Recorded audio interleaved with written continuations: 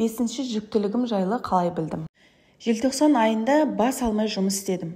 Бір күнде бос емес, барлық күндерге толы заказдар, кей күндері 2-3 заказдан болды. Воздушный шарға, фотозонаға, открытияларға. Көмекшім екеуміз үлгергенімізше заказдарды жасадық. Егер менің командам болғанда, бұдан да көп оборот жасауға болар еді. Бірақ Аллаға шүкір, осы табысты игере алғаныма. Клиенттерден осылай жылы-жылы видео отзывтар, алғыстар, рахмет алып, декабрь айында сабақ түсіріп те үлгердім шәкірттеріме. Мен үшін декабрь айы сондай тынымсыз, активный, насыщенный сондай ай болды.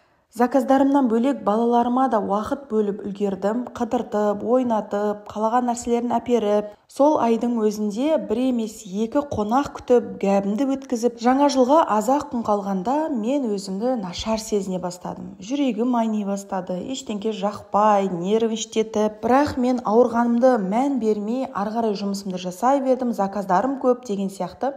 Ақырында қатты ауырып, больницадан бірақ шықтым. Приступ беріп, менің панкреатитім ауырып жатыр деп больницаға барғанмын, бірақтан сол жерде мен өзімнің аяғым ауыр екенін біліп, қызықтың бәрі осыдан кейін басталды. Ары қарай қалай болды, не болды, қызық болса, комментарийға қызық деп жаза кетіңіз, мен міндетті түрде жалғасын салатын боламын.